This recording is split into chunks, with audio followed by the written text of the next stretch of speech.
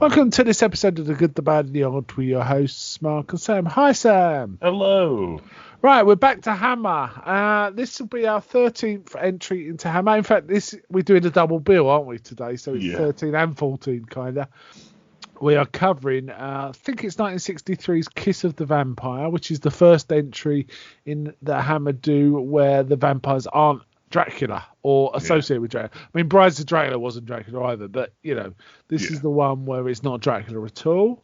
And the other movie we're covering is 1964's The Curse on the Mummy's Tomb. Apparently there's also a Goosebumps book called this, so they get confused. And there's a board game called Curse on the Mummy's Tomb.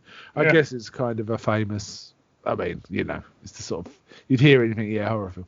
Okay, now we don't usually do double bills, but we kind of decided to because Kiss of the Vampire wasn't great, was it? It was one of the worst films I think we've done on this.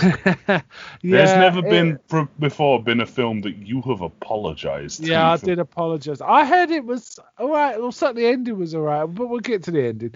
But because of that, but not just was it bad, it was dull, and we didn't think we'd have much to talk about. So that kind of led us to let's watch another. You suggested it, didn't you? Let's watch another one and do two. At least we'll have some more meat to talk about. And I'm glad to say Curse of the Mummy's Tomb does give us more to talk about. Right, okay, this was made in 1963. It was directed by Don Sharp and written by the producer Anthony Hines. Now, interestingly, Don Sharp had never directed a horror film before this, didn't even like horror films, but watched several of the earlier Hammer ones and was convinced. Why would they get a director who doesn't like horror films or doesn't want to do horror films? It seems weird. He did go on to make some others, and in fact, some of them I've seen, and they were all right. He made Rasputin for Hammer, and I remember that being pretty decent, for example. And we'll be covering that at some point. He also made some other non-Hammer, but quite famous 60s horror films, such as a couple of the...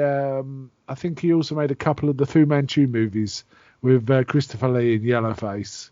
But when they're on the TV, I liked when I was a kid, but I kind of recognise they're problematic these days. I haven't seen them since I was a kid. They never put them on the TV, not surprisingly. So he also made another horror movie I absolutely love, which is called Psychomania from 1973. Final movie of George Sanders. George Sanders was the actor with a great voice. He voiced Shere Khan in the original Jungle Book. That gives you an idea of his voice. But Psychomania is one about a nutty motorbike gang that come back from the dead. Okay. However, let's talk about Kiss of the Vampire. I'm avoiding talking about Kiss of the Vampire. Kiss of the Vampire. Now, I'm looking on the Wikipedia, and the poster is actually pretty cool. And kind of Kiss of the Vampire. It's looks way better than the film was. Let's put it that. Okay, so this film is kind of familiar Hammer territory in that it's set in like turn of the century or end of the Victorian era in Europe kind of thing. It says early 20th century, so they're kind of more Edwardian. They have a car.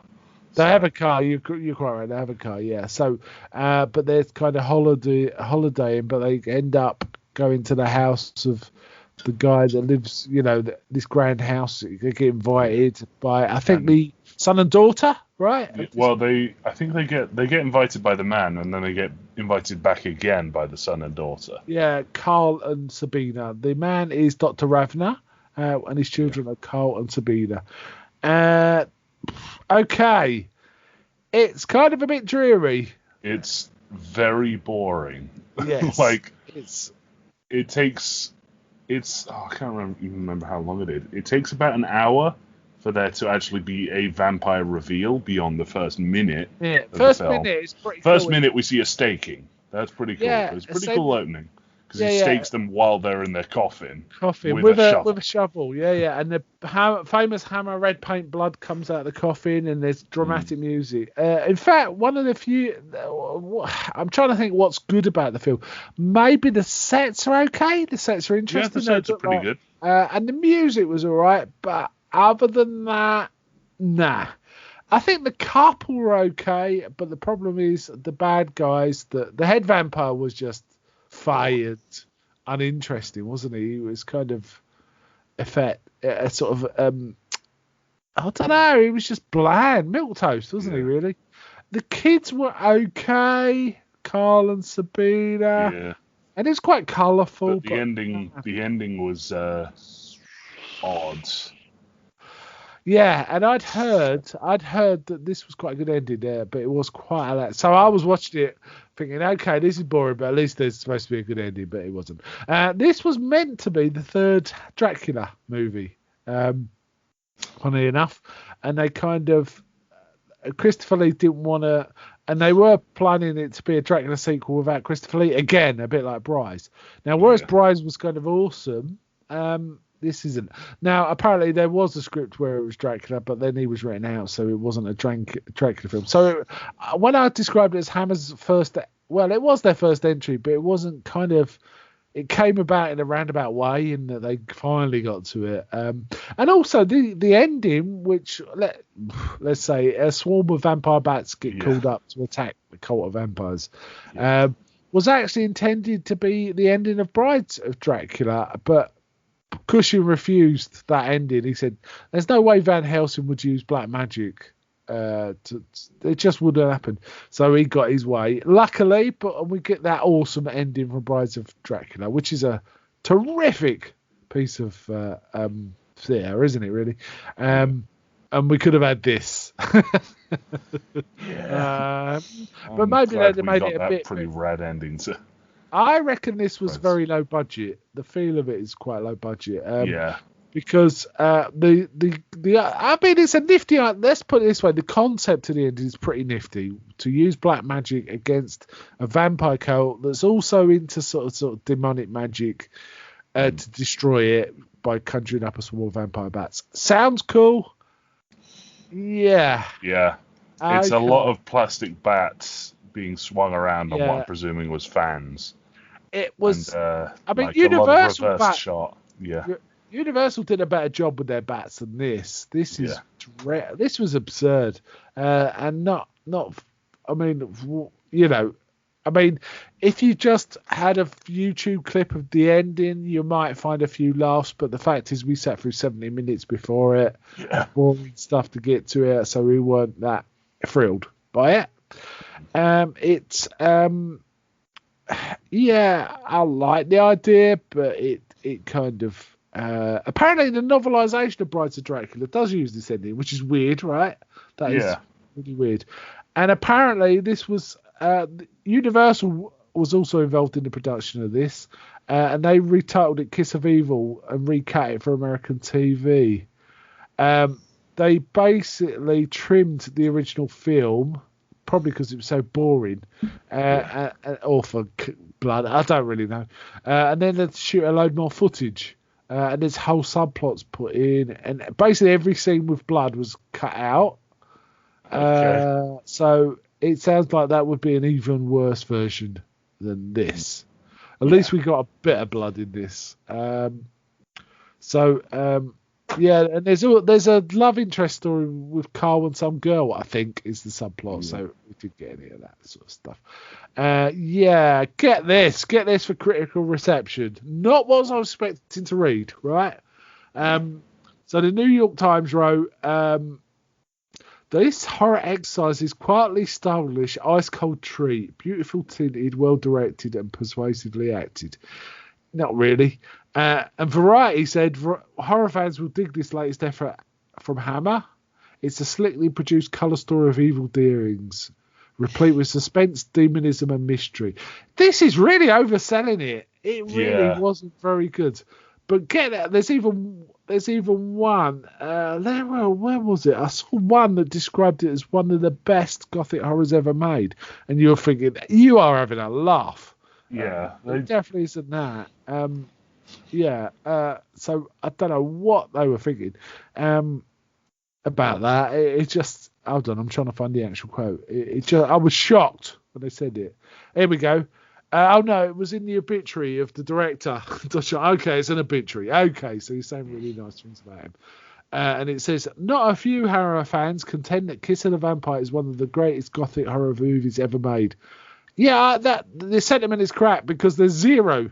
I'm going to bet there's zero Hammer fans that have ever said anything like that. Yeah. So they're putting it in a kind way, perhaps. However, we did go on to make some other decent films. Okay, back to this. I don't really have much to say about this, really. It was dull, wasn't it? It was dull as anything. So dull. We have complained about a few others like Curse of the Werewolf and Phantom of the Opera being a bit dull, but man, they look. This is their excitement personified compared to this one. Yeah. This is quite a poor effort. I don't think there's much more to say.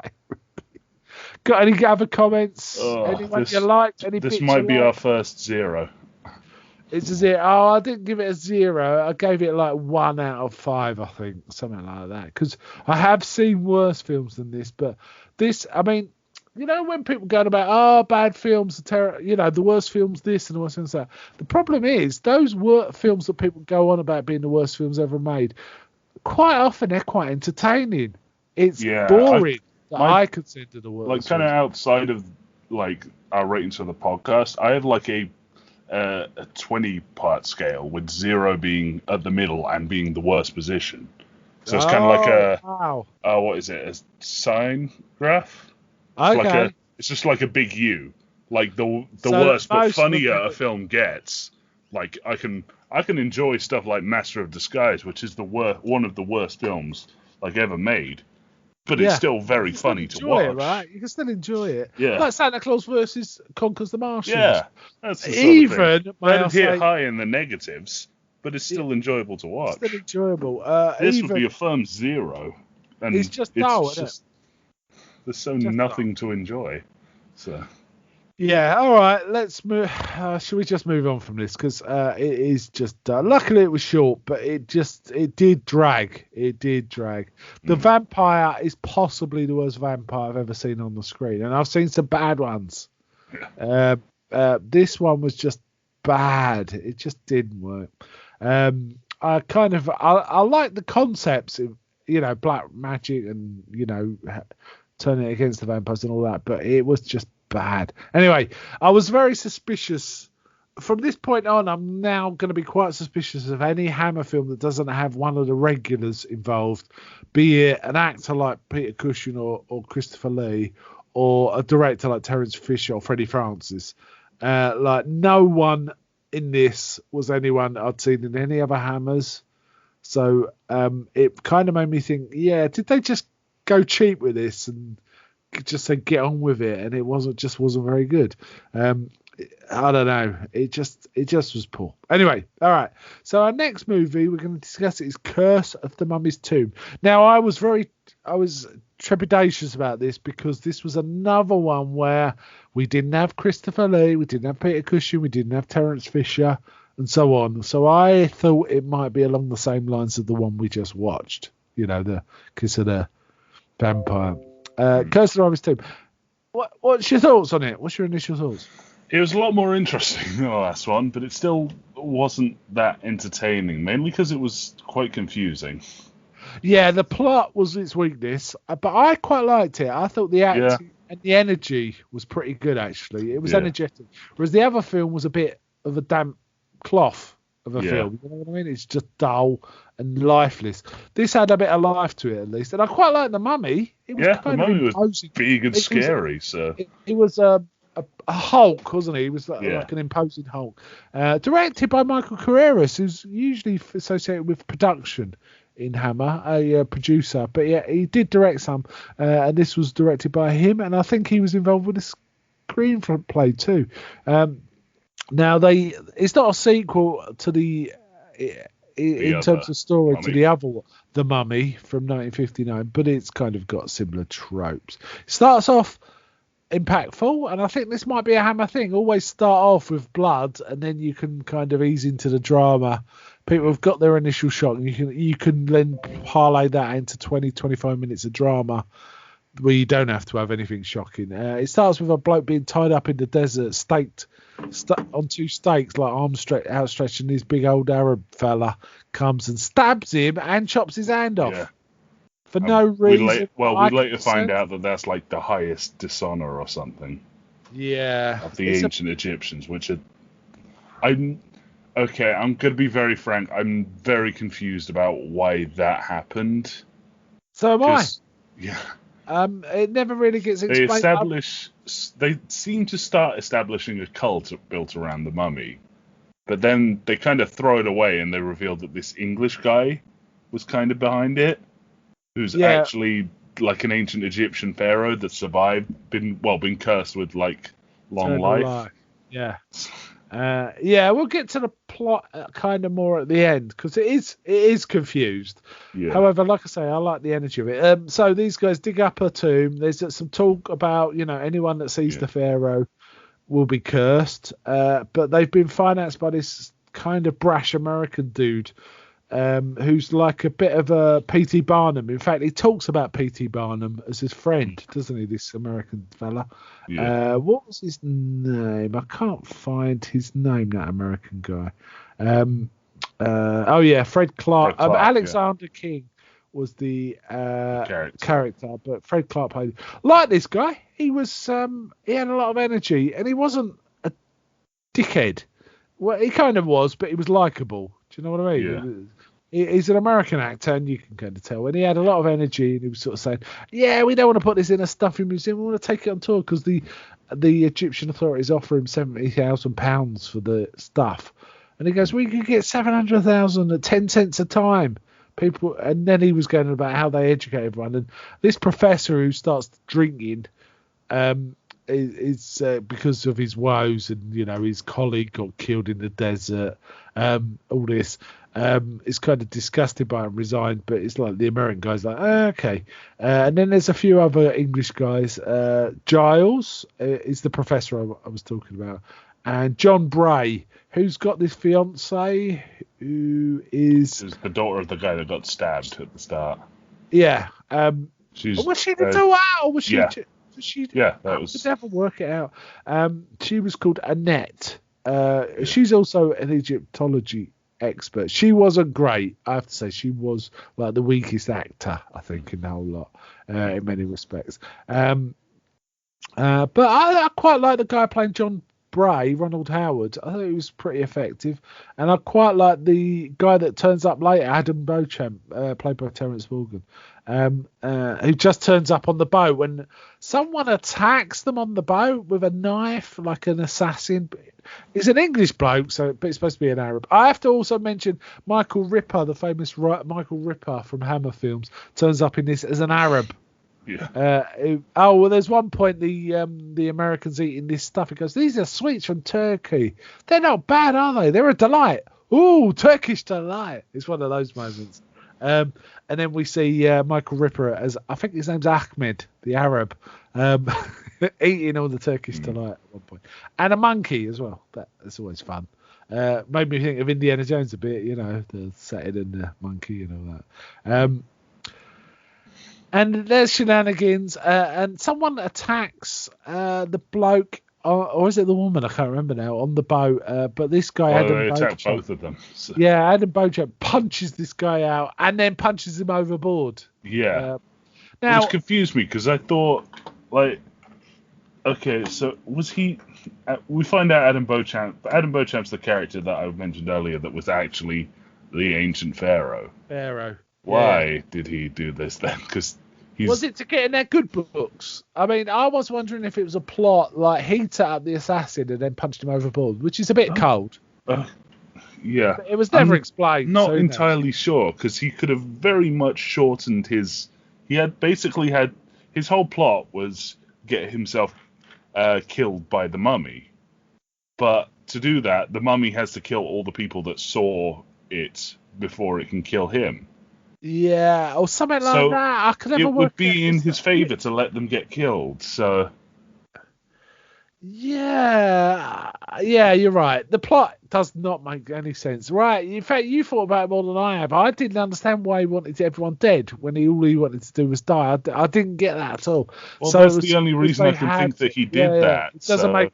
They don't explain it. He briefly does sort of. He seems to imply it, but. I don't know.